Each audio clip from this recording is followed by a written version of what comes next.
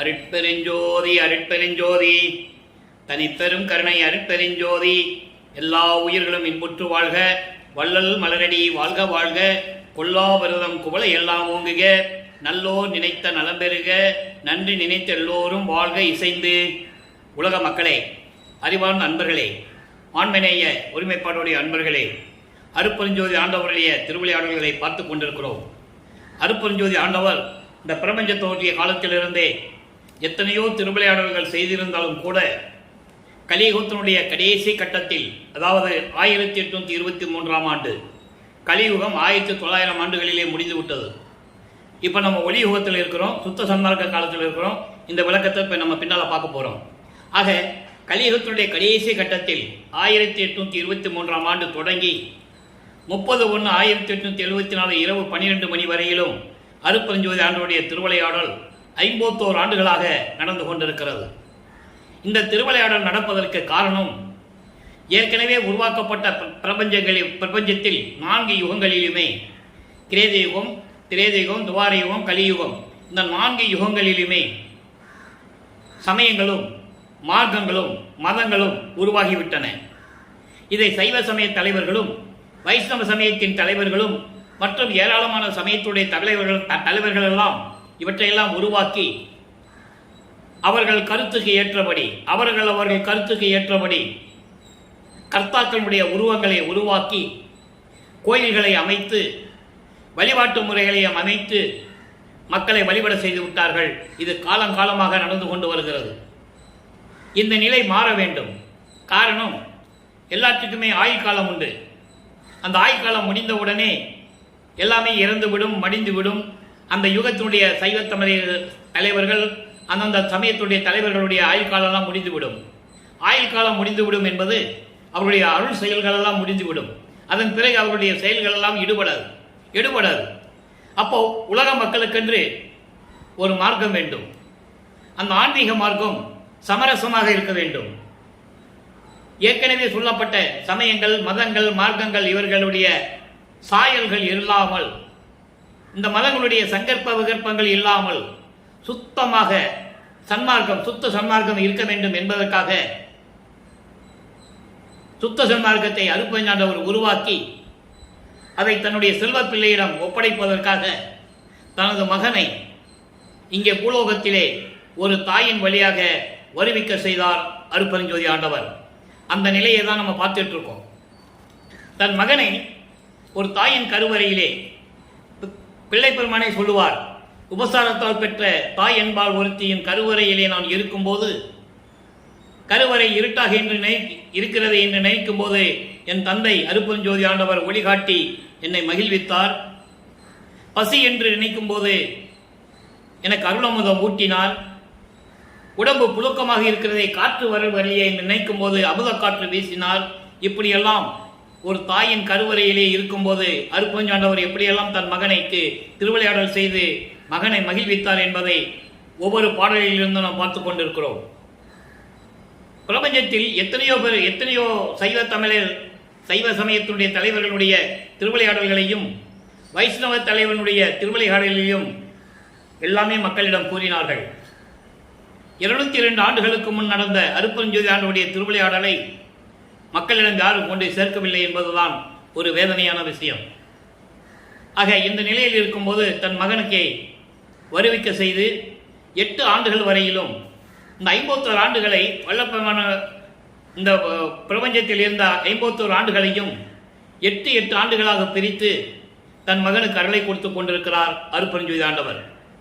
ஆக தன் மகனை வருவிக்க செய்து நமது பிள்ளை பெருமானவர்கள் வருவிக்க உற்று 8 ஆண்டுகள் வரையிலும் எந்த விதமான அருளை பெற முடியாமல் அவர் மனம் ஒரு நிலையில் இல்லை.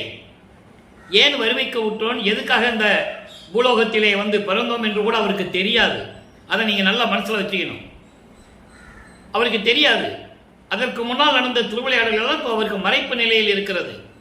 அவர் ஏற்கனவே இறைவனுடைய மகன் என்ற ஒரு மறைப்பு நிலை அவருக்கு இருக்கிறது. அவருக்கு எதுவே தெரியாது. அப்போ வருவிக்க உற்று 8 ஆண்டுகள் வரையிலும் அவர் மனம் ஒரு நிலையில் இல்லாமல் மிகவும் வேதனைப்படுகிறார் நமது குழந்தை இறைவன். அதன் பிறகு 9வது ஆண்டிலே அருட்பெருஞ்சோதி தன் மகனை ஆட்கொள்ளுகிறார்.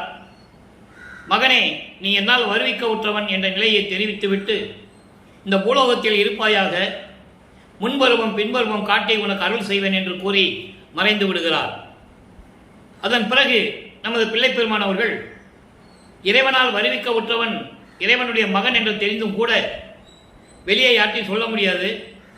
அந்த ஒரு இக்கட்டான சூழ்நிலையில் இருந்து கொண்டிருக்கிறார். அவருக்கு இறைவன் வந்து ஆட்கொண்ட உடனே ஞானம் பிறக்கிறது. ஞானம் பிறந்த உடனே அவருக்கு பாடும் ஆற்றல் கிடைத்து விடுகிறது. அப்ப இறைவனை எப்படியெல்லாம் முறையீடு செய்கிறார் என்பதை தான் 1ஆம் திருமுறை உருவாகிறது. அங்கே திருவருள் முறையீடிலிருந்து நாம் பார்த்து கொண்டிருக்கிறோம். 1ஆம் திருமுறை மொத்தம் 8 பதிகங்களை கொண்டது. இப்போ 6வது திருமுறை தான் பார்த்து கொண்டிருக்கிறோம். இதன் பிறகு இன்னும் நிறைய பாடல்கள் இருக்கின்றன. படிப்படியாக நாம் பார்க்க போகிறோம்.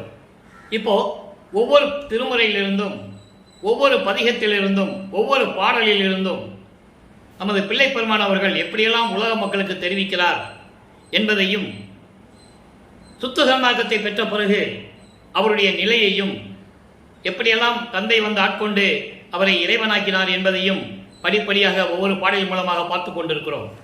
அந்த வகையில் நாம் பார்க்க வேண்டிய பாடல் 1ஆம் திருமுறை பதிகம் 6 திருவருள் முறையீடு. மொத்தம் 232 பாடல்களை கொண்டது. இன்று 125வது பாடலை பார்க்க போகிறோம். பாடலை கவனியுங்கள். பாடல் உங்களுக்கு புரியாவிட்டாலும் கூட நான் ஏற்கனவே சொன்னது போல இறைவன் கொடுத்த விளக்கம் மிகவும் எளிமையாக இருக்கும். நல்லா பாருங்க. மா கலைவாணர் பிறர்பால் எமக்கும் மனைக்கும் கட்ட நீ கலைத்தா, ஒரு மேகலைத்தா, உன நெல் மலைத்தா, போகலையா என பின்தொடர்வார் அவர் போல் மனநீ ஏகலை ஈகிலர், ஏகம்ப வானரிடம் செல்கவே. மனநீ என்பதை மனதிடம் சொல்லுகிறார், உள்ளத்திடம் சொல்லுகிறார். உள்ளம் மனம் ஒரு நிலையில் இல்லை. அந்த மனம் எப்படிப்பட்டது? மனம் குரங்கு போல தாவுகிறது என்று சொல்லுவார், மனக்குரங்கு என்று சொல்லுவார். அப்போ அந்த மனநிலையை கட்டுப்படுத்த வேண்டும். அதை இயற்கையாகவே அவருக்கு அந்த நிலை உருவாகிறது. அப்ப அந்த மனதிடம் என்ன சொல்லுகிறார்? அதாவது இந்த பொருளை பாருங்க. பெரிய செல்வந்தர்களிடம், பரம்பரையாக இருக்கின்ற செல்வந்தர்களிடம் போய் நீ எனக்கு இருக்க இடம் வேண்டும், நல்ல நல்ல பார்த்துக்கிட்டே வரணும். மனைக்கும் கட்டன்னு சொல்லுகிறார். எனக்கு இருக்க இடம் வேண்டும், உடுத்த ஆடை வேண்டும், உயர்ந்த பட்டாடை வேண்டும், நல்ல உணவு வேண்டும் என்று இரக்கம் இல்லாதவர்களிடம் போய் நீ கேட்காதே. மனதிடம் சொல்லுகிறார். மனதிடம் சொல்லுவது போல உலக மக்களுக்கு தெரிவிக்கிறார். இறைவனிடம் எப்படி இருக்க வேண்டும், இறைவனை எப்படி வணங்க வேண்டும், இறைவனிடமிருந்து எப்படி அருளை வர வேண்டும் என்று இந்த பாடலிலே உலக மக்களுக்கு தெரிவிக்கிறார். அதான் திருவருள் முறையீடு. நல்லா நீங்க புரிஞ்சுக்கணும். இப்போ வளர்ப்பமானவர்கள் சமயங்களிலும் மதங்களிலும் மார்க்கங்களிலும் சூழ்ந்திருந்த காலகட்டங்களில் வருவிக்க உற்றதனால் இவரும் சமயங்களில் சொல்லப்பட்ட நெறிகளையும் மார்க்கங்களில் சொல்லப்பட்ட நெறிகளையும் பின்பற்றிக் கொண்டிருக்கிறார். திருநீறு பூசிக் கொண்டிருக்கிறார். உத்தராட்ச மணியை கழுத்திலே மாட்டிக் கொண்டிருக்கிறார். ஊதுவத்தி ஏற்றி கற்பூரை ஏற்றி இறைவனை மந்திரங்களை சொல்லி வழிபட்டுக் கொண்டிருக்கிறார். இது உண்மை. நல்லா மனசில் வச்சுக்கணும். அதன் பிறகு எப்படி நிலைகள் மாறுகிறது என்பதை நம்ம பார்க்க போறோம். ஏன்னா இதற்கு மறைப்பு நிலை இருக்கிறது. தனது தந்தை அருப்பஞ்சாண்டவர் தன் மகனை சமயங்களிலும் மதங்களிலும் மார்க்கங்களிலும் இருக்க செய்து அதன் பிறகு இது ஒண்ணுமே இல்லைன்னு உலக மக்களுக்கு சொல்லணும். அது வரைக்கும் இவர் சிவபெருமான் என்றும் தியாகராஜ பெருமான் என்றும் நடராஜன் என்றும் சைவ சமய தலைவர்களுடைய பெயரை சொல்லிக்கிட்டு கோயிலுக்கெல்லாம் போயிட்டு வழிபட்டுக்கிட்டு மந்திரம் சொல்லிக்கிட்டு இருக்கணும். இது காலத்தின் கட்டாயம். அதன் பிறகுதான் அவர் மாறுவார் சுத்த சன்மார்க்கத்திற்கு. ஏன்னா சுத்த சன்மார்க்கம் தனி மார்க்கம்னு உலக மக்களுக்கு சொல்லணும். அப்ப அதை மகனை இருக்க வச்சு பக்குவப்படுத்தி அவருக்கு தெரியாமலேயே அந்த மதங்களை மார்க்கங்களை கடக்க செய்து அதன் பிறகு மகனுக்கு சுத்த சன்மார்க்கத்தை கொடுத்து உலக மக்களுக்கு இதுதான் தேவை என்று சொல்ல வேண்டும். இதுதான் கான்செப்ட். அதுக்காக தான் வரி விட்டுறார். இப்ப பாருங்க, பெரிய செல்வந்தர்களிடம் காலமாக பரம்பரையாக இருக்கிற பணக்காரர்களிடம் போய் நீ எனக்கு இருக்க இடம் வேண்டும், உடுக்க உடை வேண்டும், அதுவும் பட்டாடை வேண்டும், உண்பதற்கு சோறு வேண்டும் என்றெல்லாம் நீ போய் அவர்களிடம் கேட்காதே. அவர்கள் இரக்கம் இல்லாதவர்களிடம் போய் நீ கேட்காதே. இன்னும் நீ இந்த இடத்தை விட்டு போகவில்லையா என்று உன்னை பின்தொடர்ந்து விரட்டுவார்கள். மனமே, இந்த அளவுக்கு நீ இழிவு நிலைக்கு போகாதே. உறுதியாக இரு, உறுதியாக இரு. அந்த அவமானம் உனக்கு வேண்டாம். மனமே, எல்லாம் வல்ல இறைவன் இருக்கிறான். அந்த ஏகாம்பரத்திடம், இங்கே இறைவனை ஏகாம்பரம் என்று சொல்லுகிறார். அங்கே ஏகாம்பரத்திடம் சென்று நீ முறையிடு, நீ சொல்லுவாயாக, உனக்கு இறைவன் வழிகாட்டுவார் என்று சொல்லி இந்த பாடலை அருளியிருக்கிறார்கள். இதனுடைய உள்பொருள், மைய கருத்து என்னவென்றால், சுந்தரனை மனதில் வைத்துக் கொண்டு சுந்தரனுக்காக இறைவன் எப்படி திருவிளையாடல் செய்தான் என்பதை மனதில் வைத்துக் கொண்டு மனதிடம் சொல்லுவது போல உலக மக்களுக்கு தெரிவிக்கிறார். அங்கே இறைவனுடைய ஒரு திருவிளையாடல் சொல்றார். சுந்தரன் கச்சூரிலே இருக்கும்போது, நான் பிச்சை எடுக்க மாட்டேன், என்னை அவமானப்படுத்துகிறார்கள், உன்னை தானே நான் தலைவனாக ஏற்றுக்கொண்டிருக்கிறேன், தோழனாக ஏற்றுக்கொண்டிருக்கிறேன். என்னால் அவன் சக மார்க்கத்தில் இருக்கின்றவன். அப்போ அவருக்காக கச்சூரிலே மனிதோறும் இறக்க நடை கொள்ளும் பதம் பிச்சை எடுத்து வந்து கொடுக்கிறாரு. அவருக்கு பட்டாடை கொடுக்கிறாரு. எனக்கு பட்டாடை வேணும், நான் பறவைனாச்சேர நான் காதலிச்சுட்டேன், எனக்கு பட்டாடை வேணும்னு கேட்பாரு, கொடுப்பாரு, செல்வம் கொடுப்பாரு. இப்படி கொடுத்து இறைவன் கொடுத்து அவரை வாழ வைத்தான் சுந்தரனை. அது போன்று மனமே, இறைவனை நீ வணங்கிவிட்டால் எல்லாமே உனக்கு கிடைக்கும். ஏன்னா நீ இறைவனால் படைக்கப்பட்டவன். உனக்கு என்ன தேவை என்பது இறைவனுக்கு தெரியும். இறைவனிடம் போய் கேளு. எனக்கு இருக்க இடம் வேணும், ஒரு வீடு வேணும், உடுத்துக்கிறதுக்கு நல்ல பட்டாடை வேணும், ஆடம்பரமான ஆடை வேண்டும், அறுசுவை உணவு வேண்டும் என்று நீ இறைவனிடம் போய் கேள். இரக்கமே இல்லாத செல்வந்தைகளிடம் போய் கேட்டு என்ன பயன்? இன்னும் நீ இதற்கு விட்டு போகலையா என்று உன்னை பின்தொடர்ந்து விரட்டுவார்கள். அந்த அளவுக்கு நீ அவமானப்படாதே என் மனமே. இறைவனிடம் வழிபட்டு முறையிட்டு இறைவனிடமிருந்து எல்லாம் பெற்றுக்கொள் என்று மனதிடம் சொல்லுகிறார். அப்போ உலக மக்களுக்கு தெரிவிக்கிறார், உலக மக்களே, ஒரு மனிதனுக்கு உலகியலிலே இருக்க இடம் வேண்டும், உடுக்க உடை வேண்டும், உயிர் வாழ உணவு வேண்டும். இந்த மூன்று வேண்டும் என்றால் நீ எங்கே போய் யாசகம் கேட்காதே, பிச்சை கேட்காதே, இறைவனிடம் போய் முறையிடு. உன்னை படைத்தவன் அவன்தானே, இறைவன் உனக்கு கொடுப்பான் என்று உலக மக்களுக்கு தெரிவிப்பது போல இந்த பாடலை நமக்கு அருளியிருக்கிறார்கள். இப்போ இந்த முறையீடுகள்லாம் முடியும் பிறகு சமயங்களும் மதங்களும் மார்க்கங்கள் இருந்த சூழ்நிலையில் நமது பிள்ளை பெருமானவர்கள் 13வது ஆண்டு தொடக்கத்தில், அதாவது வருவிக்க உற்ற 13வது ஆண்டு தொடக்கத்தில், வல்லப்பெருமானுக்கு வயது இல்லை, அவர் ஒவ்வொரு யுகத்திலேயும் இருந்தவர். இங்கே பூலோகத்திற்கு வருவிக்க உற்றது சுத்த சன்மார்க்கத்தை மக்களிடம் கொடுத்து சேர்க்க வேண்டும். உலக மக்கள் எல்லாம் இன்புற வாழ வேண்டும், உயிரிடம் இரக்கம் காட்ட வேண்டும், உலக மக்கள் எல்லாம் ஜீவகாரணிய ஒழுக்கத்தில் இருக்க வேண்டும், சமரசமாக வாழ வேண்டும் என்று உலக மக்களுக்கு தெரிவிப்பதற்காக தான் வருவிக்க விட்டார் என்பதை நான் பதிவு செய்ய கடமைப்பட்டிருக்கிறேன். இப்போ இந்த நிலைகள்லாம் மாறிக்கொண்டிருக்கிறது. ஆண்டுகள் உருண்டு ஓடுகின்றன. இவர் மனம் திருவொற்றியூருக்கு செல்ல விரும்புகிறது, மனம் தள்ளுகிறது. இறைவன் மனதை தூண்டி விடுகிறார், மகனை திருவொற்றியூருக்கு செல்ல தூண்டி விடுகிறார். இப்ப என்ன நடக்குது? இதுவரைக்கும் நம்ம 2ஆம் திருமுறையிலே, அதாவது 2ஆம் திருமுறை என்பது வல்லப்பெருமாள் 2வது எட்டில் இருந்து கொண்டிருக்கிறார். 2 16 வருவிக்க உற்று 16 ஆண்டுகளுக்குள் இந்த நிலை தொடர்ந்து கொண்டிருக்கிறது. இதுவரையில் நாம் 14 பதிகைகளை பார்த்து விட்டோம், 14 பதிகங்களை பார்த்துட்டோம். திருவொற்றியூருக்கு போறது, சிவாய நமன் சொல்றது, நமச்சிவாயன் சொல்றது, மந்திரங்களை சொல்லி இறைவனை கும்பிடுறது, இப்படியே நிலை தொடர்ந்து கொண்டிருக்கிறது. எந்த விதமான பலனும் இல்லை. அதன் பிறகு திருமல வாயிலுக்கு சொல்லுகிறார். அங்க மாசிலாமணி முறையீடு செய்கிறார், ஒரு வழியும் கிடைக்கவில்லை. அதன் பிறகு திருவெள்ளித்தாயத்துக்கு சொல்லுகிறார். கேசவான்னு சொல்றாரு, கந்த துணியை கட்டிட்டு இருக்கியே, யாரை ஏமாத்திட்டு இருக்க, உனக்கு வேற துணி இல்லையா, இப்படி இருக்கிறையே, உன்னை பார்த்திய மனம் இப்படியெல்லாம் கஷ்டப்படுது, ஒருவேளை நீயும் எனக்கு கந்த துணியை தரப்போறியா, கொடுத்தா கொடு, அப்பனும் பிள்ளையும் சேர்ந்து கந்த துணியை கட்டிக்கிட்டு இருப்போம், உலகம் நல்லா பேசும் அப்படின்லாம் சொல்லுவார். பாடலை பார்த்துட்டோம். அங்கேயும் ஒரு புரோஜனம் நடக்கல. இப்போ மறுபடியும் திருவொற்றியூருக்கு சொல்லுகிறார். பதிகம் 15 திருவொற்றியூரில் என்ன நிகழ்ச்சி நடக்கிறது? கொடை மட புகழ்ச்சி என்ற பதிகத்திலே 5வது பாடலை பார்க்க போகிறோம். கொடை மட புகழ்ச்சி என்பது இறைவனுடைய அருளை பெறுவதற்காக புலம்பி தீர்ப்பது. அவருடைய இறைவனை புகழையும் சொல்லணும், புலம்பணும், கெஞ்சணும், அழுகணும். அந்த நிலையில் இருந்து கொண்டு அவர் இந்த பதியத்திலே பாடல்களை அருளியிருக்கிறார்கள். அதை நம்ம பார்க்க போறோம். சிந்தை நொந்து சிந்தை நொந்து உலகில் பிறர் தம்மை சேர்ந்திடாது நும் திருப்பெயர் கேட்டு வந்து அடைந்த எற்கு உண்டில்லை எனவே. உணவு இல்லைன்னு சொல்றாரா? முதல் பாடல் என்ன சொன்னோம்? முறையீட்டில் மனசுகிட்ட சொல்றாரு, உள்ளத்துக்கிட்ட சொல்றாரு. சாப்பிட்றதுக்கு உனக்கு உடல் இல்லைன்னா எங்கேயும் போகாத, இறைவன்ட்டு கேளுன்னு சொல்லுவாரு. அதற்கு பதில் இங்க வருது. எனக்கு உண்டில்லை, எனக்கு உண்டில்லை. அங்க மனதிடம் சொல்லுகிறார், இங்க எனக்கே உணவு இல்லை என்று சொல்லுகிறார் இறைவனிடம் நேரடியாக. அதான் கொடைமட புகழ்ச்சி. முகத்துக்கு முக, நேருக்கு நேர் பார்த்து சொல்லுவது. எனவே வாய் திறந்து ஒரு வார்த்தையும் சொல்லீர், இந்த வண்ணம் நீர் இருந்து விடுவீரானால் என் சொல்லார் உண்மை உலகத்தால். உலகம் என்ன சொல்லும்? உன்னை பெத்த பிள்ளையை தெருவில் விட்டுட்டேன்னு சொல்லுன்னு சொல்லி ஒரு பாடலை சொல்லுவார். அந்த பாடலை பின்னால் பார்க்க போகிறோம்.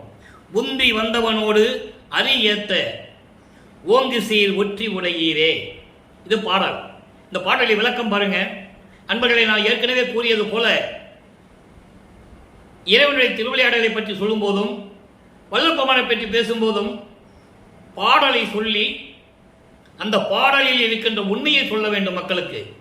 கதையாகவோ கற்பனையாகவோ இல்லாததெல்லாம் சொல்லக்கூடாது. அதனால்தான் உங்களுக்கு பாடலை சொல்லி அது விளக்க சொல்றேன். சிந்தை நொந்து உலகில் பிறதம்மை சேர்ந்திடாது. மன நொந்து, மன கஷ்டப்பட்டு துயரப்பட்டு பிறரிட்ட போய் சேராம.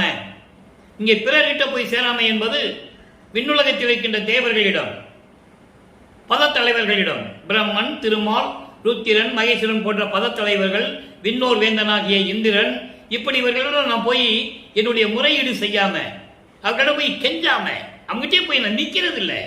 ஏன்? நான் உன் மகன், உன்னால் வருவிக்க விட்டவன்.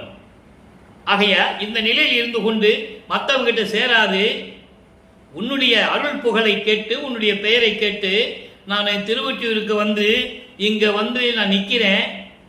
எனக்கு உண்டில்லை, எனவே எனக்கு உண்ண உணவு இல்லை என்று உன்னிடம் சொன்னால், ஏன் இதை சொல்றாருன்னு புரிஞ்சுக்கணும். இங்க ஒரு சூட்சமமான விளக்கம் இருக்கு. இவர் யார்கிட்ட போய் எனக்கு பசிக்கிறதுன்னு கேட்கறது இல்லை. பரிவிக்கப்பட்ட சொந்தங்கள் இருந்தாலும் கூட அங்கேயும் போய் சாப்பிட்றதுக்கு மனசு இல்லை. காரணம், ஏளன பேச்சுகள், ஏசுக்கள், திட்டுகள், இப்படியெல்லாம் அவர் வாங்கி கொண்டிருக்கிறார். அதனால எனக்கு உண்றதுக்கு சோறு இல்லை.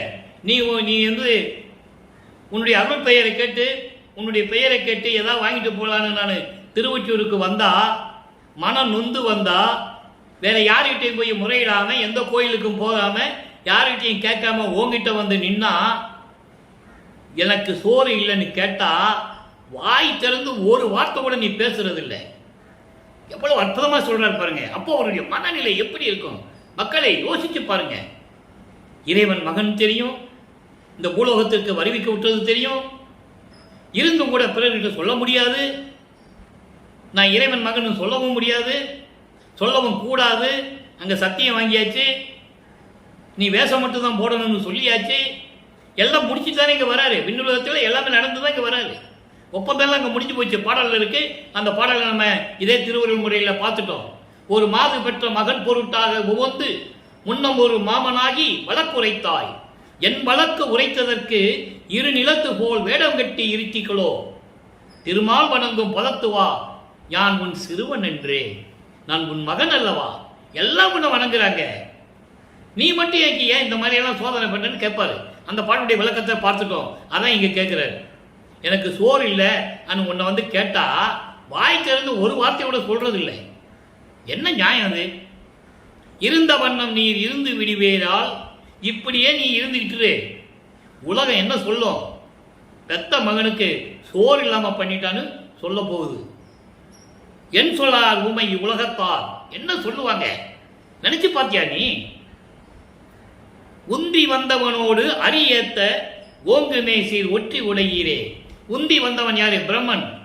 அன்னப்பறவையாக கொண்டவன், அன்னப்பறவையை வாகனமாக கொண்டவன் பிரம்மன். அரினா திருமால். இவர்கள் ரெண்டு பேரும் வணங்குகிறார்கள் உன்னை. ஏன் வணங்குகிறார்கள் என்பதை 6ஆம் திருமுறைக்கு போனாதான் தெரியும். ஆனா முன்னாலேயே சொல்றாரு அவரு, ஏன்னா அடிய முடியும் இன்னும் பார்க்கல அவங்க. அந்த நிலைகளை நம்ம பின்னால் பார்க்க போகிறோம். ஏற்கனவே விளக்கம் கொடுத்துருக்கு, இருந்தாலும் இந்த வார்த்தையை சொல்வதற்கு இன்னும் பின்னால் வரி அந்த விளக்கம் வரும். அப்போ பிரம்மனும் திருமாலும் உன்னை வணங்குகிறார்கள். அப்படி அருளோடு விளங்கி கொண்டிருக்கின்ற திருவொற்றியூரிலே இருக்கின்ற இறைவனே, விரைவில் வந்து எனக்கு அருள்வாயாக என்று சொல்லி இந்த பாடலை அருளியிருக்கிறார்கள். அடுத்தபடியாக இந்த நிலை தொடர்ந்து கொண்டிருக்கிறது. ஆண்டுகள் உருண்டு ஓடுகிறது. 3வது எட்டில் வல்லற்பெருமான் அவர்கள் கால் எடுத்து வைக்கிறார். 24 ஆண்டுகள் வரைக்கும் என்ன நடந்தது? குறிப்பா 17வது ஆண்டிலிருந்து 24 ஆண்டுகளுக்குள், அந்த 8 ஆண்டுகளுக்குள் என்ன நடந்தது? 3ஆம் திருமுறையிலே 19 பதிகம் உண்டு. ஒவ்வொரு பதிகத்திலும் நாம் பார்த்து கொண்டிருக்கிறோம். மொத்தம் 235 பாடல்கள். ஒவ்வொரு பாடலில் இருந்தும் தன்னுடைய மனநிலையை எப்படியெல்லாம் உலக மக்களுக்கு தெரிவிக்கிறார், அந்த நிலையில் அவர் எப்படி இருந்தார் என்பதை பாடலின் மூலமாக நாம் பார்த்து கொண்டிருக்கிறோம். 3ஆம் திருமுறையிலே திருவொற்றியூரிலே ரோட்டிலே நின்று கொண்டிருப்பார். தெருவில் நிற்பார். தேவராஜ பெருமான தேர்களை வச்சு விழா வீதி கொண்டு வருவாங்க. இவரை பார்த்த உடனே இவன் ஏன் இங்கே நிற்கிறான், இவங்கிட்ட நம்ம மாட்டக்கூடாதுன்னு சொல்லி தெருவழியா ஓடுவார் தேவராஜ பெருமான். அந்த பாடலை பின்னால் பார்க்க போகிறோம். விளக்கத்தை மட்டும் சொல்கிறேன். இப்படியெல்லாம் அங்கே நடந்து கொண்டு இருக்கிறது. நாரையையும் கிளிகளையும் தூது அனுப்புவது, இவர் தன்னை ஒரு பெண்ணாக உருவகப்படுத்தி ஒரு தோழியிடம் சொல்லுவது போல புனரா பிறகு பொருந்தொரு வேட்கை என்ற பதியத்தில் இந்த பாடல்களை பார்த்தோம். 30 பாடல்களை பார்த்தோம். அவருடைய மனநிலையை உலக மக்களுக்கு தெரியப்படுத்துகிறார். உலக மக்களுக்கு தெரிய வேண்டும். யாரும் சொல்ல போறதில்லை, அவருக்கு தெரியும். அதனால திருவொற்பாவையில் அருளி இருக்கிறார்கள். இந்த வள்ளலார் ஊழியர் சொல்லிக் கொண்டிருக்கிறேன், உங்களுக்கு விளக்கம் கொடுத்து கொண்டிருக்கிறேன். இறைவனுடைய தயவாலையும் கருணையாலையும். நான் தமிழ் இலக்கியம் இலக்கணம் படித்தவன் அல்ல. இறைவன் கொடுத்த விளக்கத்தை உங்களுக்கு சொல்லிக் கொண்டிருக்கிறேன். இப்ப 3ஆம் திருமுறையிலே 24 ஆண்டுகளுக்குள் என்ன நடந்தது என்பதை இப்ப இந்த பதியத்திலே பார்க்க போகிறோம். உரிய ஆராய்ச்சி. உரிய ஆராய்ச்சி என்பது இந்த உலகியலிலே குடும்பத்தில் ஏதாவது கஷ்டம் வந்ததுன்னா, வாழ்க்கையில கஷ்டம் வருது, பிள்ளைகளுக்கு கல்யாணம் ஆகல, ஒரே பிரச்சனையா இருக்குது குடும்பத்தில், எவ்வளவு வருமானம் வந்தாலும் குடும்பத்துக்கு பத்தல, என்ன பண்றது? போய் ஜோசியம் கேட்க போவாங்க. ஒரு குறைச்ச பெண்ணிட போய் சோடி போட்டு ஜோசியம் பார்க்க போவாங்க. அதுபோல இவருடைய மனநிலையில் இருந்து கொண்டு இந்த பாடலை எப்படி அருளி இருக்கிறார் என்பதை நாம் பார்க்க போகிறோம். நல்லா கவனிங்க. உலக மக்களுக்கு தெரியணும்ல, அதனால தெரியப்படுத்துகிறார். அணியார் அடியார்க்கு அயன் முதலாம் அமரருக்கெல்லாம் அரியர் எல்லாம். ஏற்கனவே முதல் பாடலை பார்த்தோம்ல 2ஆம் திருமுறையில. உந்தி வந்தவனோடு அரியத்த பிரம்மனோடு திருமாலும் வணங்கிக் கொண்டிருக்கிறார்கள் உன்னை. அதற்கு பிறகு இவர் சுத்த சன்மார்க்கத்தை பெற்றது, அதிகாரத்தை எல்லாம் பெற்ற பிறகு, பிரபஞ்சத்தை இயக்கக்கூடிய அதிகாரத்தை எல்லாம் 5 வெள்ளியை பெற்ற பிறகு இதே பிரம்மனும் திருமாலும் வல்லற்பெருமானை வணங்குவார்கள். தேவர்கள் எல்லாம் வந்து வணங்குவார்கள். லட்சுமி, சரஸ்வதி போன்ற எல்லாமே இவர் காலில் விழுந்து வணங்குவார்கள் என்பதை பாடல்களில் இருக்கிறது. நம்ம படிப்படியா பார்க்க போறோம். முதல்ல இறைவனை வணங்குறது சொல்றாரு, அப்புறம் இவரை அவர்கள் வணங்குறது சொல்லுவார். அதான் அற்புதம் திருவொற்பானுடைய நிலை, அருட்பெருஞ்சானுடைய திருவிளையாடல். தன்னை வணங்குகின்றவர்கள் தன் மகனையும் வணங்க வேண்டும். இதுதான் கான்செப்ட். இப்ப பாருங்க, அயன் முதலாம் அமரருக்கு எல்லாம் அரியர் எல்லாம். அயன் முதலாம் என்றால் பிரம்மன் முதல் எல்லா தேவர்களுக்கும் காண முடியாத இறைவன். அடியார்களுக்கு அருளை கொடுக்கக்கூடிய இறைவன், அடியார்களுக்கு அழகான இறைவன். அணியார் அடியாருக்கு, அடியார்களுக்கு அருளை கொடுக்கக்கூடிய இறைவன் பிரம்மன் முதல் தேவர்கள் எல்லாம் பார்க்க முடியாத இறைவன். ஏன் அவங்க பார்க்க முடியல சொல்லணும்ல, சொல்ல போறோம். நீங்க இதை மட்டும் மனசுல வச்சுக்கங்க. பனியார், பனியார் என்பது பாம்பை அணிகலனாக கழுத்தில் அணிந்து கொண்டவர். பாம்பை நகையா போட்டுக்கிட்டு இருக்காரு. ஒற்றிப்பதி உடையார், திருவொற்றியூரில் இருக்கின்ற இறைவன். பரிந்து என் முகம்தான் பார்ப்பாரோ. எங்க போய் கேட்கிறாரு? குறைச்சி பெண்ணிட்டு போய் ஜோசியம் கேட்கிறாரு. குறைச்சி பெண்ணே, அழகான என் தோழி போன்று இருக்கின்ற என் பெண்ணே, குறைச்சி பெண்ணே, திருவொற்றியூரில் இருக்கின்ற இறைவன் அடியார்களுக்கு அருளக்கூடியவர். பிரம்மனும் திருமாலும் போன்ற தேவர்கள் எல்லாம் பார்க்க முடியாத இறைவன். பாம்பை நகையாக கழுத்திலே போட்டுக்கின்ற இறைவன், திருவொற்றியூரிலே இருக்கின்ற இறைவன். பரிந்து என் முகம்தான் பார்ப்பாரோ. இவருக்கு சந்தேகம் வந்துடுச்சு. நம்மளை கடைசி வரைக்கும் தெருவிலே விட்டுருவாரா, இருந்தாலும் ஆட்கொள்ளுவாரா, இப்படி ஒரு நிலை அவருக்கு மனநிலை சந்தேகம் வந்துச்சு. ஏன்னா இதை அங்கேயே சொல்லுவார், பூலோகத்துக்கு வர்றதுக்கு முன்னாலே அங்கேயே சொல்லுவார், நீ என்னை தெருவில் விட்டுவேன்னு பயமாக இருக்குன்னு சொல்லுவார். அதை ஒரு திருவிற்பாவில் ஒரு பாடலில் சொல்லுவார். அதை நம்ம அந்த பாடல் விளக்கெல்லாம் பார்க்க போகிறோம். இதை மட்டும் மனசில் வச்சுக்கங்க. அவர் என்னை பார்ப்பாரா, தனியா காதல் தவிப்பாரோ, நான் அவன் மீது அளவற்ற காதல் கொண்டுள்ளேன், அந்த காதலை ஏற்பாரா ஏற்க மாட்டாரா என்று தெரியவில்லை, சார்ந்து வரவு தாழ்ப்பாரோ, என்னிடம் வருவதற்கு இன்னும் தாமதம் செய்வாரோ, எனக்கு ஒண்ணுமே புரியலையே. புரட்சி பெண்ணே, நீ சரியாக கணித்து சோழி போட்டு சரியாக கணித்து எனக்கு ஒரு பதில் சொல்லுவாயாக. ஒன்றும் கூறுவையே, குறிதான் ஒன்றும் கூறுவையே. நல்ல பதிலை குறி சொல்ல வேண்டும், பார்த்து சொல்ல வேண்டும். அவர் வருவாரா வரமாட்டாரா, என் காதலை ஏற்றுக்கொள்ளுவாரா ஏற்றுக்கொள்ள மாட்டாரா என்று தெரியவில்லை. ஒருவேளை கால தாமதமாகுமோ, இல்லை வராமலே இருந்துருவாரோ என்று ஒன்றும் புரியவில்லை. அந்த நிலையில் இருந்து கொண்டிருக்கிறேன், எனக்கு ஒரு நல்ல குறி பார்த்து எனக்கு சொல்லுவாயாக என்று சொல்லி இந்த பாடலை அருளி இருக்கிறார்கள். ஆக இதில் உலக மக்களுக்கு தெரிவிக்க வேண்டிய மைய கருத்து வல்லப்பமானவர்கள் கூறுகிறார்கள். உலக மக்களே, நான் இறைவனால் வருவிக்க உற்று 24 ஆண்டுகள் வரையிலும் எந்த விதமான இறைவனிடமிருந்து அருளை பெற முடியாமல் மனம் நொந்து மன துயரத்தில் இருந்து கொண்டிருக்கிறேன். என்றாவது ஒரு நாள் இறைவனிடமிருந்து அருளை பெற்றுக்கொள்ளலாம் என்று நான் காத்து கொண்டிருக்கிறேன். என்னுடைய காதலை, என்னுடைய அன்பை, என்னுடைய காதலை ஏற்றுக்கொள்ளுவாரா என்று எனக்கு தெரியவில்லை. என்னை பார்க்க வருவாரா என்று எனக்கு தெரியவில்லை. கால தாமதாகுமா, வந்தாவது ஏதாவது செய்வாரா என்று நான் ஏங்கிக் கொண்டிருக்கிறேன். உலக மக்களே, இந்த நிலையில் நான் இருந்து கொண்டிருக்கிறேன் என்று சொல்லி உலக மக்களுக்கு தெரிவிக்கிறார். அடுத்து இந்த நிலைகள் மாறுகிறது, ஆண்டுகள் உருண்டு ஓடுகின்றன. அதன் பிறகு 4ஆம் திருமுறை உருவாகிறது. அப்போ நம்ம வல்லற்பமானவர்கள் பிள்ளை பெருமானவர்கள் 4வது எட்டில் இருந்து கொண்டிருக்கிறார். 4×8=32. இப்போ 24 ஆண்டுகளுக்குள்ள ஒன்றும் நடக்கலை.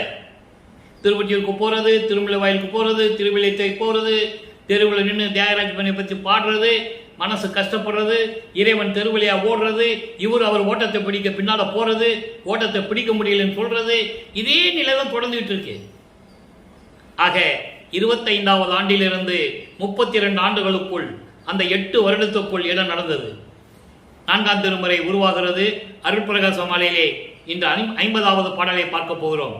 மொத்தம் 100 பாடல்கள். ஒவ்வொரு பாடலிலும் இறைவன் எப்படி அருளை கொடுக்கிறார் என்பதையும், எப்படி இறைவனிடமிருந்து அருளை பெற்றுக்கொண்டார் என்பதையும், அந்த அருள் எப்படிப்பட்டது என்பதையும் எல்லாமே விளக்கமாக நாம் பார்த்து கொண்டிருக்கிறோம். இன்றைக்கு 50வது பாடல். நல்லா கவனிங்க. இப்போ இந்த நிலை எப்படி ஏற்படுதுன்னா, 25வது ஆண்டிலிருந்து 32 ஆண்டுகளுக்குள் 27வது ஆண்டில் தனக்கோடி அம்மையாருக்கு திருமாங்கல்யம் பூட்டி, இது தினமும் சொல்லிதான் ஆகணும். இறைவனுடைய திருவிளையாடல் ஒவ்வொரு எட்டுலையும் ஒவ்வொரு சமயத்திலையும் இறைவன் எப்படி திருவிளையாடல் செய்கிறார் அப்படின்றத மக்களுக்கு சொல்லி ஆகணும். அப்ப தனக்கோடி அம்மையாருக்கு தாலி கட்டியதை மக்களுக்கு சொல்லணும். அந்த திருமணத்தில் என்ன நடந்தது? திருமண மேடையிலே இவர் தாலி கட்டும் போது அங்கே தேவர்களும் பிரம்மன், திருமால், ருத்திரன் போன்ற பதத்தலைவர்களும் தேவர்களும் வாழ்த்துவதற்காக அமர்ந்திருக்கிறார்கள். ஆனால் தன்னுடைய தந்தை அருப்பெருஞ்சோதி ஆண்டவரும் தாய் சிவகாமி வள்ளியும் வரவில்லை என்று இவர் மனம் இயங்குகிறது, மனம் துன்பப்படுகிறது. அதன் பிறகு எப்படி 2 குதிரை மாட்ட தேர்ல சிவகாமி வள்ளியும் அருப்பெருஞ்சாண்டவரையும் மணமக்களை வாழ்த்தினார்கள் என்ற பாடலை நாம் ஏற்கனவே பார்த்து விட்டோம். இந்த திருவிளையாடல் நடக்கும்போது அங்கே 27வது ஆண்டில் நடந்து கொண்டிருக்கிறது. அதன் பிறகு இவர் மனம் உச்ச கட்டத்துக்கு போயிடுச்சு. கோபம், பயங்கர கோபம் வரும். வல்லப்பமானுக்கு பயங்கர கோபம் வரும், பயங்கர கோபக்காரர்.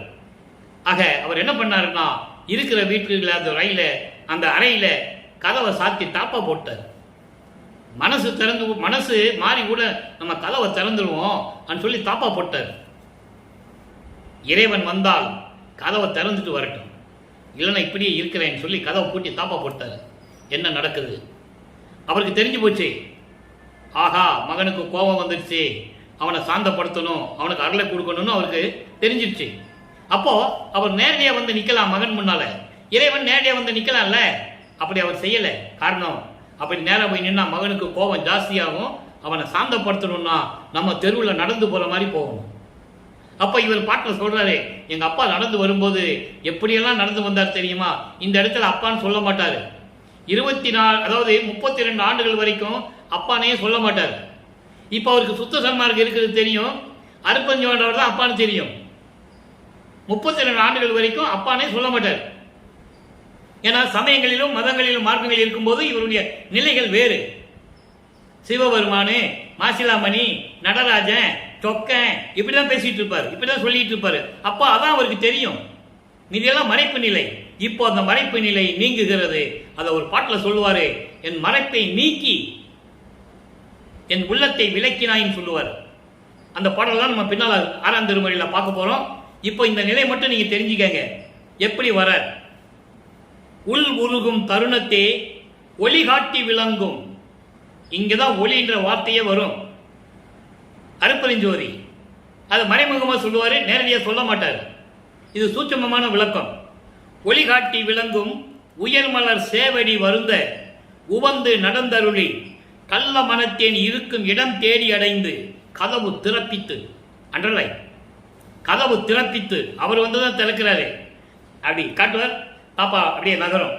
சினிமாலாம் பார்த்துருப்பீங்க விட்லாச்சாரிய படத்தில். அந்த மாதிரி கதவு திறப்பித்தருளி கழித்து என்னை அங்கு அழைத்து.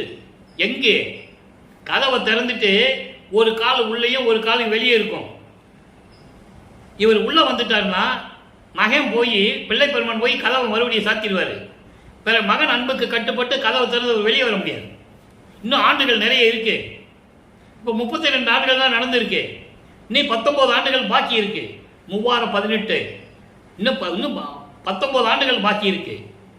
ஆக அப்படி அங்க நின்றுக்கிட்டு வா மகனேன்னு கூப்பிடுறாராம். கூப்பிட்டு நல் உலகில் உனக்கு இது நாம் நல்கினோம், நீ மகிழ்ந்து நாளும் உயிருக்கு இதம் புரிந்து நடத்தி என உரைத்தாய்.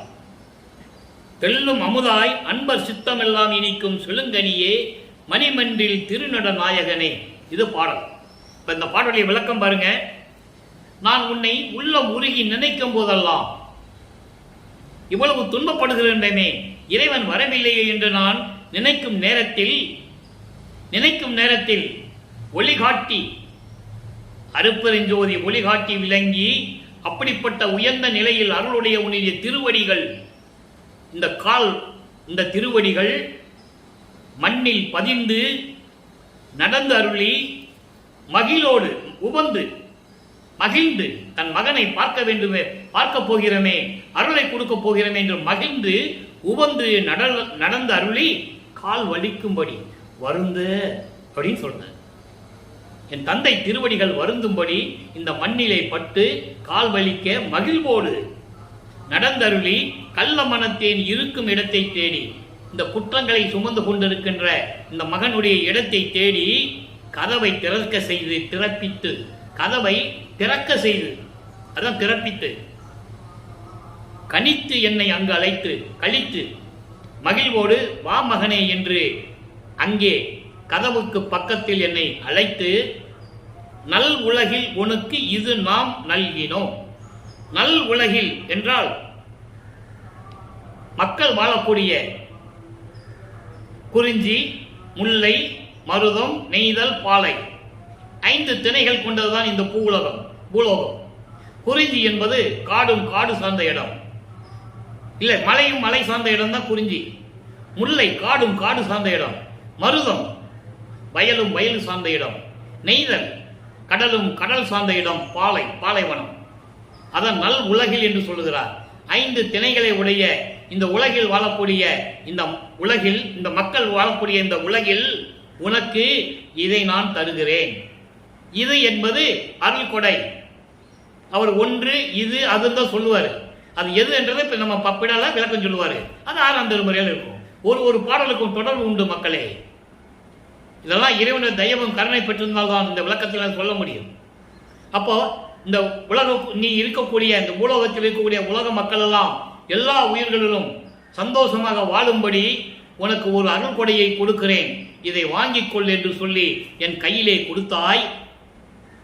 நாளும் உயிருக்கு தம் புரிந்து, ஒவ்வொரு நாளும் உயிரினங்கள் இன்புற்று வாழ வேண்டும். அப்படி நீ இன்பம் புரிந்து இங்கே பூலோகத்திலிருந்து நடத்துவாயாக என்று சொன்னாய்.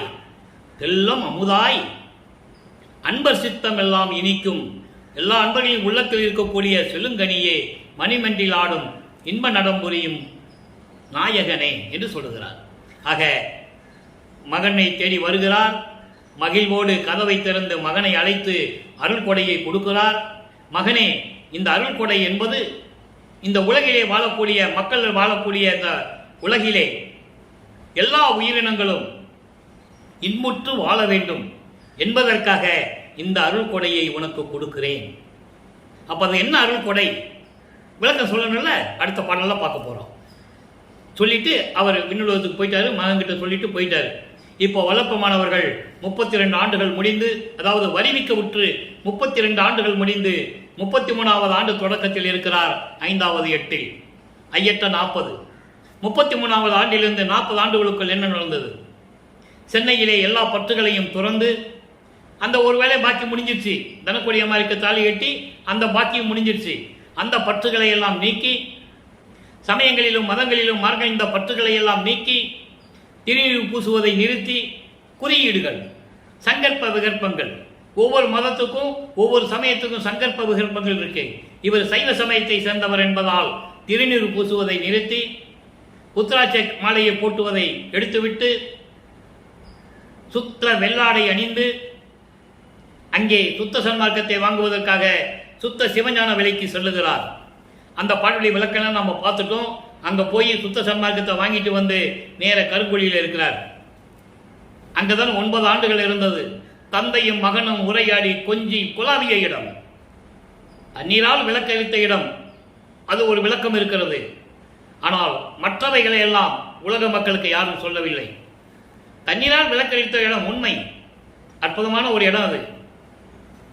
என்ன, அவர் எந்த நிலையில் அங்கே இருந்தார் என்பதை யாரும் சொல்லவில்லை. திருவுட்பாவிலே நமக்கு அருளியிருக்கிறார்கள் வல்லப்பமானவர்கள். 6ஆம் திருமுறை அருள் விளக்க மாலை உதயமாகிறது. அங்கதான் 9 ஆண்டுகள் இருந்தது. அங்கே இருந்துதான் அப்பனும் மகனும் பேசினது, கொஞ்சி குழாவிலிருந்து மகிழ்ந்தது. அடுத்த திட்டங்களை எப்படி செய்வது, அடுத்த நடவடிக்கை என்ன என்பதையெல்லாம் உரையாடிய இடம் கருங்குழி என்பதை நான் இங்கே பதிவு செய்ய கடமைப்பட்டிருக்கிறேன்.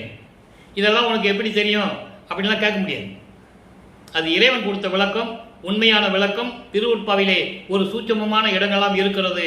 அதை வைத்துதான் நமக்கு கணித்து சொல்ல முடியும். ஏனால் அங்கே இருந்து கொண்டுதான், அங்கே இருந்து 1867 வடலூருக்கு வந்து தர்மசாலையை நிறுவியது. 1869 நீதிமன்றத்திலே திருவுட்பாதான் உலக மக்களுக்கு சிறந்தது என்று தீர்ப்பை வாங்கி கொண்டு வந்தது. அதன் பிறகு சத்திய ஞான சபையை எப்படி நிறுவுவது, எப்படி கட்டுவது, இந்த சத்திய ஞான சபை அங்கே சுத்த ஞான சபை வெளியிலே பொற்றவையும் சிற்றவையும் கூடிய சத்திய ஞான சபை. அங்கே உலக மக்கள் செல்ல முடியாது என்பதற்காக வடலூரிலே இங்கே நமக்கு அருளினார்கள். நம்மளையெல்லாம் படைத்து காத்து கொண்டிருக்கின்ற வல்லப்பமானவர்கள் அங்கே எப்படி இருந்ததோ அதே மாதிரி கொண்டு வந்து இங்கே அமைச்சது. சபையை என்னுள் கண்டனன்னு சொல்லுவார். அங்க பார்த்துட்டு வந்தோம், இங்க கட்டினதோ அது ஒரு பக்கம் இருக்கட்டும். அந்த விளக்கம் பின்னால் வரும். அது எப்படி அந்த சபையை நிறுவினார் என்ற விளக்கம்லாம் இன்னும் அடுத்த 8 தான் வரும். இப்போ அருள் விளக்க மாலையில சொல்றாரு, எப்படி 61வது பாடல், எப்படியெல்லாம் அருளை பெற்றுக்கொண்டார், சுத்த சன்மார்க்கத்தை பெற்ற பிறகு எப்படி அங்கே சுத்த சிவஞான வழிக்கு சென்றார், இறைவன் வந்து எப்படியெல்லாம் அருளை கொடுத்தார் என்பதை விளக்கமாக சொல்லுவதுதான் அருள் விளக்க மாலை. மண்ணுகின்ற பொன் வடிவும் மந்திரமாம் வடிவும், மந்திரமாம் வடிவம் என்பது ஓங்கார வடிவம், வான் வடிவும் கொடுத்து எனக்கு மணிமுடியும் சூட்டி. மணிமுடி எங்க சூட்டினாங்க? அங்க. நல்லா புரிஞ்சுக்கணும். மணிமுடி சூட்டும் போது வானவர்கள் விண்ணவர்கள் இருக்கணும். ரோட்ல வச்சு கொடுக்க முடியாது மகனுக்கு. தன்னுடைய மகனை பூலோகத்திற்கு வரிவிக்க விட்டதனால் எடுத்த மானிட பிறவி என்று சொல்லிக் கொண்டிருக்கிறார்கள். அது தவறு. அப்போ இவரை கூட்டு போய் அங்க மணிமுடி சூட்டணும். அது ஏற்கனவே விளக்கம் கொடுத்திருக்காங்க, நம்ம சொல்லிட்டோம். இப்பவும் அதை சொல்றாரு. மந்திரமா மண்ணுகின்ற பொன் வடிவம், நிலையாக இருக்கக்கூடிய சுத்த தேகம். பொன் வடிவம் என்பது சுத்த தேகம், மந்திர வடிவம் என்பது பிரவண தேகம், வான் வடிவம் என்பது ஞான தேகம். இந்த 3 தேகத்தையும் எனக்கு கொடுத்து மணிமுடியும் சூட்டி. இளவரசன் பட்டம். மன்னர்கள் தன் மகனை இளவரசனாக நியமிப்பார்கள், மன்னன் ஓய்வெடுக்க வேண்டும் என்பதற்காக. அருப்பஞ்சாண்டவர் ஓய்வெடுக்க வேண்டும். பிரபஞ்சத்திலே எத்தனையோ கோடிக்கணக்கான ஆண்டுகள், லட்சக்கணக்கான ஆண்டுகள் பிரபஞ்சத்தை இயக்கிவிட்டார். அதன் பிறகு ஒரு மகன் வாரிசு வேண்டும் என்பதற்காகவே ஒரு மகனை தன் அருளால் பெற்றெடுத்து ஆண் மகனை பெற்றெடுத்து வளர்த்துக் கொண்டிருக்கிறார். அவருக்கு செல்வப்பிள்ளை என்று பெயரிட்டவர். அதனால் நான் பிள்ளை பெருமான் என்று கூறுவதுண்டு. வள்ளல் பெருமான் திரு அருட்பிரகாச வள்ளலார் என்று மக்களால் அழைக்கப்பட்டால் அது அந்த பெயர் நிலைத்து விட்டது. சந்தோஷம் இருக்கட்டும். அதன் பிறகு உலகியலிலே வருவிக்க விட்டதனால் அந்த தாயும் தந்தையும் உபசாரத்தால் பெற்ற தந்தையும் உபசாரத்தால் பெற்ற தாயும் ராமலிங்கம் என்று பெயரிட்டார்கள். ஆக இதெல்லாம் இட்டது உண்மைதான். ஆனால் இறைவன் தன் மகனுக்கிட்ட பெயர் செல்வப்பிள்ளை. திருவருட்பாவிலே ஆதாரங்கள் உண்டு, யாரும் மறுக்க முடியாது. அப்படி முத்தேகத்தை கொடுத்து எனக்கு மணிமுடியும் சூட்டி எனக்கு மகன் என்ற ஒரு இளவரசம் அங்கீகாரத்தையும் கொடுத்து பண்ணுகின்ற தொழில் 5 செய்திடவே. அற்புதம். இதெல்லாம் மக்களுக்கு சொல்லல, அதான் பிரச்சனையே. எல்லாத்தையும் மணிமுடியை சூட்டி ஏற்கனவே 5 தொழில் செய்து கொண்டிருந்த பிரம்மன், திருமால், ருத்திரன், மகேஸ்வரன், சதாசிவம் ஆயுள் காலம் முடிந்த உடனே செயல் காலம், பதவி காலம் முடிஞ்சிருச்சு. அதை 5ஐயும் வாங்கி இவர் வச்சுக்கிட்டார் அருப்பஞ்சாண்டவர். திருப்பி அவங்களுக்கு கொடுக்கல. பூராமே செஞ்சதெல்லாம் சரியில்லை. இந்த 4 யுகத்திலையும் இனிமே அவங்ககிட்ட கொடுக்கக்கூடாதுன்னு முடிவு பண்ணிட்டாரு. அதை பாடலையும் சொல்றாரு. வல்லப்பமான தெளிவாக சொல்றாரு. இவங்க தவம் இருப்பாங்க, இவங்ககிட்ட கொடுக்கக்கூடாதுன்னு சொல்லி இவர் மொத்தமாக வச்சுக்கிட்டாரு. இப்போ மகன் கிட்ட கொடுக்குறாரு. மணிமுடி சூட்டி கிரீடம் வச்சு இளவரசன் பட்டம் சூட்டி தன் மகனுக்கு 5 தொழிலையும் செய்திடவே பணித்து, மகனே நீ 5 தொழில் செய்தென்று கட்டளையிட்டு பண்புற என் அகமும் புறமும் விளங்குகின்ற பதியே, அருள் தன்மையோடு என் உள்ளத்திலும், அதாவது சூழ தேகத்திலும் சூக்கும தேகத்திலும் உள்ளத்திலும் சரி வெளிப்புறங்களிலும் சரி எனக்கு விளங்குகின்ற இறையே, பதியே, அருப்பெரும் ஜோதியே, உண்ணுகின்ற தோறும் 2 சொல்லி என்னன்னா உண்ணுகின்றதுன்னா 2 சொல்லி என்னன்னா ஒன்றுகின்ற தோறும் நினைக்கும் போதெல்லாம் எண்ணுகின்ற போதெல்லாம் எனக்கு உள்ளமெல்லாம் கழித்து உள்ளத்திலே மகிழ்வை உண்டாக்கி ஊறுகின்ற தெல்லமுதே, சுத்த சன்மார்க்க அமுதே, ஒரு தனி பேரொழியே, அருப்பெரும் ஜோதியே, மின்னுகின்ற மணிமன்றில் விளங்கும் நடத்தரசே, மெய்யும் அணிந்து அருள்வோய் என் பொய்யும் அணிந்து அருளே என்று சொல்லுகிறார். திருச்சிற்றம்பலத்திலே சுத்த சிவஞான வழியிலே இருந்து கொண்டு அருள் நடனம் செய்து கொண்டு அருளாட்சி செய்து கொண்டிருக்கின்ற இறைவனே, என்னுடைய பொய்யும் என்பது என்னுடைய விண்ணப்பங்களையும் பாடல்களையும் முறையீடுகளையும் கேட்டு ஏற்றுக்கொண்டு எனக்கு அருள வேண்டும் என்று சொல்லுகிறார். உடனே தந்தை பூலோகத்திற்கு வருகிறார். தந்தை வருவதை மகன் போய் வரவேற்கிறார். வரவேற்ற பிறகு இறைவனுடைய நிலையை, எப்படிப்பட்ட இறைவன் தன் தந்தை என்பதை உலக மக்களுக்கு தெரிவிக்கிறார். 43வது பதிகம் இறை திருக்காட்சி. இறைவனை கண்ட அந்த அருள் காட்சி எப்படிப்பட்டது, எப்படிப்பட்ட இறைவன் உலக மக்களுக்கு சொல்லணும்ல, சொல்றார். ஏன்னா 32 ஆண்டுகள் வரைக்கும் கஷ்டப்பட்டதை உலக மக்களுக்கு சொன்னார்ல. இப்ப சுத்த சன்மார்க்கத்தை பெற்ற பிறகு இறைவனுடைய நிலையை சொல்லணும்ல, இவருடைய நிலையும் சொல்லணும்ல, சொல்றார். பயமும் வன் கவலை இடர் முதல் அனைத்தும், பயமும் மண் என்றால் துன்பம், கவலை, இடர் என்றால் துயரம், இவற்றை எல்லாவற்றையும் பற்றற தவிர்த்து எல்லாவற்றையும் நீக்கி, பயம், கொடுமை, துயரம், கவலை, அச்சம் எல்லாம் ஒன்றுதான். இதுதான் அவல நிலை என்று சொல்லுவார். ஒட்டு மொத்தமாக சேர்த்து எல்லாவற்றையும் பற்றற தவிர்த்து முழுவதுமாக நீக்கி, கொஞ்சம் கூட பாக்கி கிடையாது, எல்லாவற்றையும் நீக்கி அருள் பரிசும், எல்லா அருளையும் கொடுத்து நயமும் அன்பையும் கொடுத்து நற்று இருவும், நற்று இருவு என்று சொல்லுவார். நற்று இருவும் என்பது நல் பிளஸ் இருவு. இருவு என்றால் அருள் செல்வம். நல்ல அருள் செல்வமும் எனக்கு கொடுத்து உருவும் கொடுத்து, உருவம் என்றால் என்ன, முத்தேகத்தையும் கொடுத்து இங்கு எனக்கு நல்கிய நண்பை, இந்த பூலோகத்தில் எனக்கு கொடுத்த எனது நண்பனை. சுந்தரனுக்கு மட்டும் இறைவன் நண்பன் அல்ல, அவர் சுந்தரனுக்கு நண்பன் மட்டும்தான், தோழன் மட்டும்தான். இங்கே இறைவன் இவருக்கு மகனுக்காக மகனை கொடுத்து தந்தை என்று உறவோடு இருக்கின்றவர்.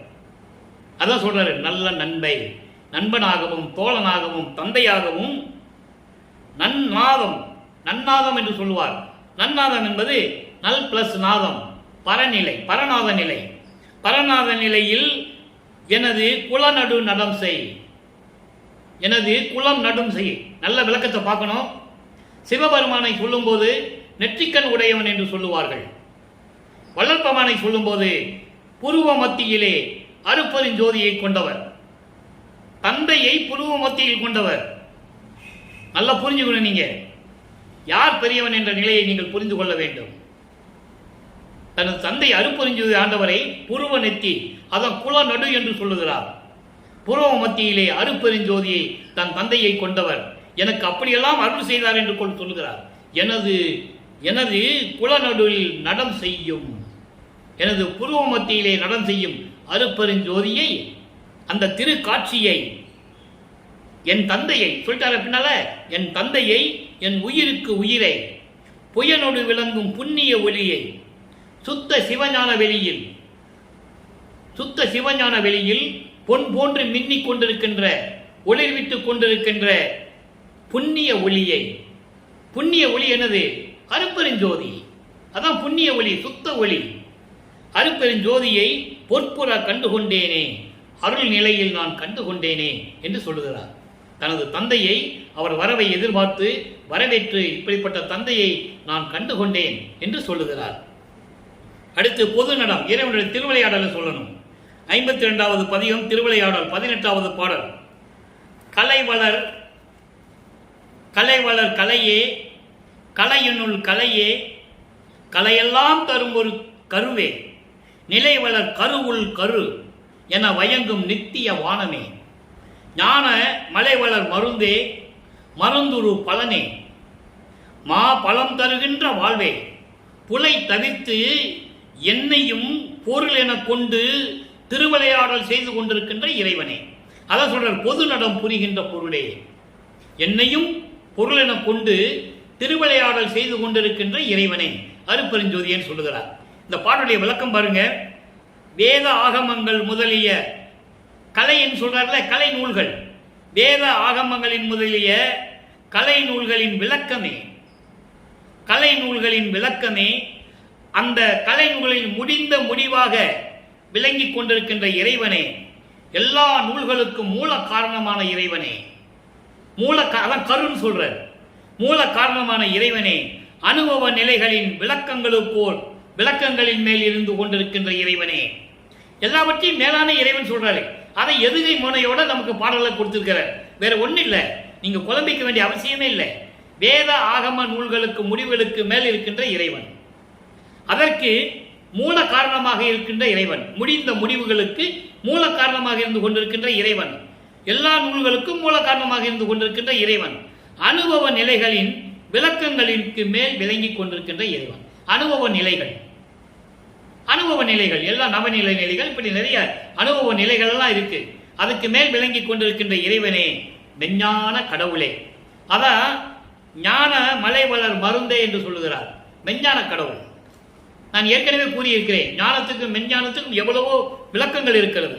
அப்படி மெஞ்ஞான கடவுளே, ஒப்பற்ற அருள்வளம் தருகின்ற இறைவனே, புலை தவிர்த்து சமயங்களையும் மதங்களையும் மார்க்கங்களையும் கொண்ட அந்த நெறிகளை கொண்ட இழிவான நிலைகளை எல்லாம் நீக்கி என்னையும் ஒரு பொருள் என கொண்டு, என்னையும் மகனாக கொண்டு எனக்கு திருவிளையாடல் செய்து கொண்டிருக்கின்ற இறைவனே என்று சொல்லி இந்த பாடலை அருளி இருக்கிறார்கள். அடுத்து பாருங்க, 57வது பதிகம் அனுபவமான நிலை. அதையும் உலக மக்கள் சொல்லணும், அனுபவ நிலையை சொல்லணும்ல. 1வது பாடல், அந்த பதிகத்திலே இன்னைக்கு 1வது பாடல். நான் செய்த புண்ணியம் என் உரைக்கேன், பொது நன்னியதோர் வான் செய்த மாமணி, என் கையில் பெற்று நல்வாழ்வு அடைந்தேன். அப்படிப்பட்ட இறைவனை என் கையில் பெற்று நல்வாழ்வு அடைந்தேன். ஊன் செய்த தேகம், நல்ல கேட்டீங்க, ஊன் செய்த தேகம் ஒளி வடிவாக நின்று ஓங்குகின்றேன். தேன் செய்த தெல்லமுது உண்டேன் கண்டேன் மெய் திருநிலையே. அவருடைய அனுபவத்தை சொல்றாரு. எப்படி நான் செய்த புண்ணியம் என்னவென்று சொல்லுவேன், எப்படி சொல்லுவேன்? இங்கே பொது நன்னியதோ, அங்கே சத்தியஞான சபையிலே வான் செய்த மாமணி, சுத்த சிவஞான வெளியில் இருக்கின்ற இறைவன் என் கையிலே பெற்று நான் நல்வாழ்வு அடைந்தேன். அதோடு மட்டுமல்ல, நான் இங்கே வருவிக்க விட்டதனால் ஏற்பட்ட இந்த மனித உடம்பு இருக்கிறதே, ஊன் செய்த தேகம். நல்லா புரிஞ்சுக்கணும். நீங்க ஊன் செய்த தேகம். அவர் ஏற்கனவே முத்தேகம் பெற்றுக்கொண்டு இறைவனிடமிருந்து செல்வ பிள்ளையாக வளர்ந்தவர். ஆனால் வருவிக்க உற்றதனால் ஏற்பட்ட இந்த மனித உடம்பை எனக்கு முத்தேகமாக மாற்றினார் என்று உலக மக்களுக்கு சொல்ல வேண்டும். இறைவனுடைய திருவிளையாடலை சொல்ல வேண்டும். இவருடைய திருநிலையை உலக மக்களுக்கு தெரியப்படுத்த வேண்டும். அதான் சொல்றாரே, ஊன் செய்த தேகம் ஒளி வடிவாக நின்று ஓங்குகின்றேன். வருவிக்க உற்றதனால் ஏற்பட்ட இந்த மனித உடம்பு இருக்கிறதே, இது முத்தகத்தை பெற்றுக்கொண்டு நான் ஒப்பற்ற நிலையில் இருந்து கொண்டிருக்கிறேன். தேன் செய்த தெல்லமுது உண்டேன். சுத்த சன்மார்க்கம் என்ற அருளமுதை நான் உண்டேன். சுத்த சன்மார்க்கத்தை பெற்றுக்கொண்டேன். கண்டேன் மெய் திருநிலையை. நான் பார்த்து விட்டேன். உண்மையான பிரபஞ்சம் எது, இறைவனுடைய திருவிளையாடல் எல்லாம் என்ன நிலையில் இருந்தது, எல்லா திருநிலைகளையும் நான் பெற்றுக்கொண்டு நான் பார்த்துக்கிட்டேன், நான் கண்டுகொண்டேன், அனுபவித்து விட்டேன் என்று அவருடைய அனுபவ நிலையை கூறுகிறார். அடுத்து கைமாறியின்மை. நான் என்ன கைமாறு செய்ய போறேன்? தந்தைக்கு கைமாறு என்ன செய்ய போறேன்? தந்தை மகனுக்கு உதவி செய்து விட்டார். மகன் தந்தைக்கு என்ன கைமாறு செய்ய வேண்டும் என்று ஒரு பதிகத்திலே நமக்கு அருளியிருக்கிறார்கள். 1வது பாடல். இலையெல்லாம் விளங்கும் அம்மை இடம் கொள்ளும் நின் கருணை என்னும் மலையெல்லாம் பொழிந்து என் உள்ள மயக்கமெல்லாம் தவிர்த்து நான் செய்த பிள்ளையெல்லாம் பொறுத்த உன்றன் பெருமைக்கு நான் என் புரிவேன் அந்தோ உலையெல்லாம் இளங்கும் ஜோதி உயர்மணி மன்றுளானே. இது பாடல். இது ஒன்றும் இல்லை, விளக்கம் பாருங்க. அதாவது அழகான அணிகளையெல்லாம் அணிந்து கொண்டு எனது அம்மை சிவகாமி வெள்ளிக்கு ஒரு பக்கத்தில் இடம் கொடுத்தாயே, அப்படிப்பட்ட உன் கருணை என்னும் மலையெல்லாம் பொழிந்து, கருணை மலை பொழிந்து என் உள்ள மயக்கமெல்லாம் தெளித்து, சமயங்களிலும் மதங்களிலும் மார்க்கங்களிலும் ஒன்று ஏற்பட்ட மயக்கங்களை எல்லாம் நீக்கி நான் செய்த பிழையெல்லாம் பொறுத்த. இவர் என்ன பிழை செஞ்சார்? ஒன்றும் செய்யல. ஆனா சமயங்களிலும் மதங்களில் இருந்தது சொல்றார். அந்த வழிபாட்டு முறையில் இருந்தேன், இப்ப நான் சொன்ன சுத்த சன்மார்க்கத்தை பெற்று விட்டேன். அப்போ அது தவறு தானே. அந்த தவறை எல்லாம் மன்னித்து என்னை ஏற்றுக்கொண்டு இந்த பெருமைக்கு நான் என்ன கைமாறு செய்ய போகிறேன்? ஐயோ, பிரபஞ்சத்தின் எல்லா இடங்களிலும் பரிபூர்ணமாக, அதான் சொல்றாரு, உலையெல்லாம். உலை என்பது எல்லா இடத்திலும் பரிபூர்ணமாக விளங்கிக் கொண்டிருக்கின்ற அருப்பெரும் ஜோதியே, உனக்கு நான் என்ன கைமாறு செய்ய போகிறேன் என்று சொல்லி இந்த பாடலை அருளி இருக்கிறார்கள். அடுத்து பாருங்க, உலப்பில் இன்பம். உலப்பில் இன்பம் என்பது பெற்ற இன்பம், அழியாத இன்பம். இறைவனுடைய பெற்ற இன்பம், அழியாத இன்பம். அந்த பதிகத்திலே 60வது பதிகம் 1வது பாடல். கருணாநிதியே, கருணை உள்ளம் கொண்ட அருள் செல்வமே, அடியேன் என்னுடைய 2 கண் போன்ற இறைவனே, திருநாடும் என் சிந்தையுள் மேவிய தேவதேவே, அருள் பக்குவம் விரும்பும் என் உள்ளத்திலே கலந்து கொண்ட தேவதேவே. தேவர்களுக்கெல்லாம் இறைவன், அதை தேவதேவேன்னு சொல்ற. முதல் இறைவன், முதல் கடவுள், முன்னவன் என்று சொல்லுவார், முதல்வன் என்று சொல்லுவார். அப்படிப்பட்ட இறைவனே, பொருள் நாடிய சிற்றம்பலத்து ஒளி புண்ணியா, பொருள் நாடிய அருள் செல்வத்தை நான் உன்னை இருந்து விரும்பினேன். அப்படிப்பட்ட புண்ணியவனே, மெய் தருணா, தக்க நேரத்தில் வந்து உதவி செய்த என் இறைவனே, இதுதான் தருணம், என்னை தாங்கிக் கொள்ளே. அப்படி தன்னுடைய இன்பத்தை உலக மக்களுக்கு தெரிவிக்கிறார். இறுதியாக செய்பணி விளவல். 61வது பதிகம் செய்பணி விளவல் 1வது பாடல். இதை திருவருள் பேர் என்று கூட சொல்லலாம். செய்பணி விளவல் என்பது, வினவல் என்பது, நீ வருவிக்க செய்தாய், சமயங்களிலும் மதங்களிலும் மார்க்கங்கள் இருக்க செய்தாய், அதை நீக்கி கொடுத்தாய், சுத்த சன்மார்க்கத்தை கொடுத்தாய், எல்லாங்களையும் கொடுத்து விட்டாய். இப்ப நான் என்ன செய்யணும்? சில தந்தையிடம் கேட்கிறார், அதை உலக மக்களுக்கு தெரிவிக்கிறார். நான் என் தந்தையிடம் கேட்டேன், நான் என்ன செய்யணும்னு கேட்டேன். அதுக்கு இந்த பாடலிலே 10 பாடல் இந்த பதியத்திலே இன்னைக்கு 1வது பாடல். அருளை பருத்த சிவத்தருவில் அழிந்த பழம் தந்து அடியேனை தெருளே சிற்றம்பலவா நின் செல்வ பிள்ளையாக்கினாயே. அன்றலை மருளே முதலாம் தடையெல்லாம் தீர்ந்தேன், நின்பால் வளர்கின்றேன்.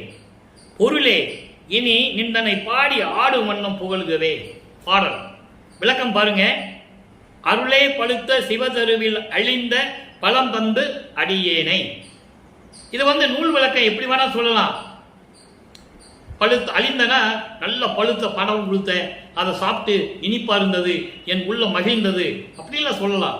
அது இல்லை விளக்கம். இது சுத்த சன்மார்க்க விளக்கம். எப்படின்னா, அருள் நிறைந்த சுத்த சிவநெறியில், சுத்த சன்மார்க்க சிவநெறியில், சுத்த சிவ சன்மார்க்க சிவநெறியில், அதான் சிவ தருவில் என்று சொல்கிறார். தரு என்றால் மரம், தரு என்றால் மரம். சிவம் உண்ட மரத்தில் பழுத்த பழம் என்று சொல்லுவது சரியல்ல, அது நூல் விளக்கம். இப்போ அருள் நிறைந்த சுத்த சிவ சன்மார்க்க நெறியில் சுத்த சன்மார்க்கத்தை கொடுத்து அடியேனை மருள் முதலாம் எல்லாவற்றையும் நீக்கி மாயை மயங்கங்கள் சமயங்கள் மதங்கள் மார்க்கங்கள் என்ற தடைகள் எல்லாவற்றையும் நீக்கி என்னை செல்வப்பிள்ளையாக்கினாய். முதல்ல இருந்த செல்வப்பிள்ளை இப்ப மறுபடியும் வந்துட்டாரு. முதல்ல செல்வப்பிள்ளைன்னு பேர் வச்சு அப்பா வளர்த்துட்டு இருக்காரு. அதுக்கப்புறம் ஒரு தாயின் வழியாக வந்து வருவிக்க செய்தாரு. அதுக்கப்புறம் நிறைய கஷ்டங்கள் அனுபவிச்சாரு, எல்லாம் சொல்லிட்டாரு. இப்ப நானும் மறுபடியும் செல்வப்பிள்ளை ஆயிட்டேன். எவ்வளவு அற்புதம் பாருங்க. இப்ப இதெல்லாம் ரவுண்டு முடிஞ்சு 48வது ஆண்டில், வருவிக்க விட்டு 48வது ஆண்டில் செல்வப்பிள்ளை ஆயிட்டேன். மறுபடியும் நான் செல்வப்பிள்ளை ஆயிட்டேன். செல்வப்பிள்ளையாய் என்னை வளர்க்கின்றாய். நல்லா புரிஞ்சதுல உங்களுக்கு?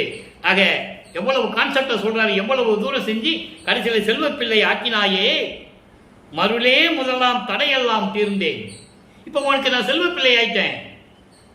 அப்போ சமயங்களையும் மதங்களையும் மார்க்களை விட்டு ஒழிச்சாச்சு, மாயைகள் மயக்கங்களை விட்டு ஒழிச்சாச்சு, உலக விடயங்களை விட்டு ஒழிச்சாச்சு, பற்றற முடிச்சாச்சு, தீர்ந்தேன், நின்பால் வளர்கின்றேன். இப்போ உங்ககிட்ட இருக்கிறேன். இப்ப நான் எங்கேயும் போக வேண்டிய அவசியம் இல்லை. உன்னில் வளர்கிறேன் பொருளே இறைவனே, இனி நிந்தனை பாடி ஆடும் மண்ணும் புகழுகவே. உன்னை பாடி ஆடி நான் இருக்கணும், நான் என்ன செய்யணும், எப்படி பாடி ஆடணும் சொல்லு அப்படின்னு சொல்றாரு. இது நூல் விளக்கம். ஆனா சுத்த சன்மார்க்க விளக்கம், உன்னை வணங்கி இந்த பிரபஞ்சத்தை எப்படி இயக்க வேண்டும், எப்படி எல்லாம் செயலாற்ற வேண்டும் என்று நீ சொல்லுவாயாக. இதான் செய்பணி வினவல். இப்போ உங்களுக்கு புரிஞ்சிருக்குன்னு நினைக்கிறேன். இது சுத்த சன்மார்க்க விளக்கம். இப்படியெல்லாம் இறைவனிடம் தந்தையிடம் கேட்கிறார், நான் என்ன செய்ய வேண்டும் என்று கேட்கிறார். இப்போ கிட்டத்தட்ட ஒரு 57 நிமிடங்கள் இறைவனுடைய திருவிளையாடலை பார்த்தோம். இதை 4 வரியில சொல்லுவாரு, ஊது ஊது சங்கை என்ற பதிகத்திலே. அதையும் நான் சொல்ல கடமைப்பட்டிருக்கிறேன். 130வது பதிகம் ஊது ஊது சங்கே, 15, 16வது பாடல்கள் 4 வரி தான். கவனிங்க. ஆனந்த நாதன் என்று ஊது ஊது சங்கே, அருளுடைய அப்பன் என்று ஊது ஊது சங்கே, தான் அந்தமில்லான் என்று ஊது ஊது சங்கே, தத்துவ ஜோதி என்று ஊது ஊது சங்கே, பொய்விட்டு அகன்றேன் என்று ஊது ஊது சங்கே. நல்லா கவனிக்கணும். பொய்விட்டு அகன்றேன் என்று ஊது ஊது சங்கே, புண்ணிய நானேன் என்று ஊது ஊது சங்கே, மெய் தொட்டு நின்றேன் ஊது ஊது சங்கே, மேல்வெளி கண்டேன் மேல்வெளி கண்டேன் ஊது ஊது சங்கே.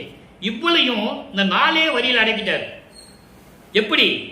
ஆனந்த நாதன் என்று ஊது ஊது சங்கே, பேரின்பமாக இருக்கின்ற இறைவன் அருப்பெருஞ்சோதி என்று ஊது ஊது சங்கே, பிரபஞ்சத்திற்கு முரசு கொட்டு என்று சொல்லுகிறார். பிரபஞ்சத்தின் வெற்றி, அருளாட்சி பெற்றேன் என்று அருளாட்சி பெற்றேன், மரணம் தவிர்த்தேன்,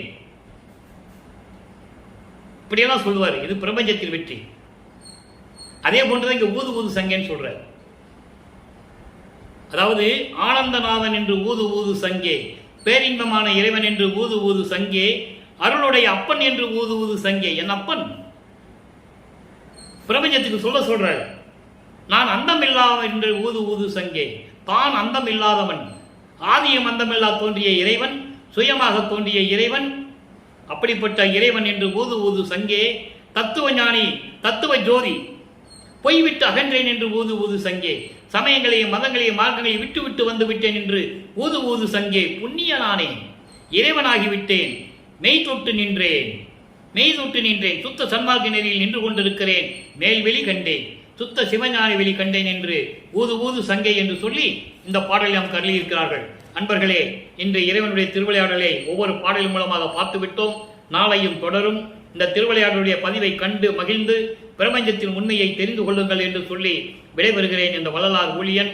நீங்களும் சுத்த சன்மார்க்கத்தில் இருந்து கொண்டு கொலையும் புலையும் தவிர்த்து இறைவனை வணங்கி எல்லா அருளையும் பெற்றுக்கொண்டு இந்த வையகத்தில் நீங்கள் நோயற்ற வாழ்வில் வாழ வேண்டும் என்று இறைவனது தயவோடையும் கருணையோடையும் வாழ்த்து விடைபெறுகிறேன். நன்றி, வணக்கம். அருட்பெருஞ்சோதி, அருட்பெருஞ்சோதி, தனிப்பெருங்கருணை, அருட்பெருஞ்சோதி.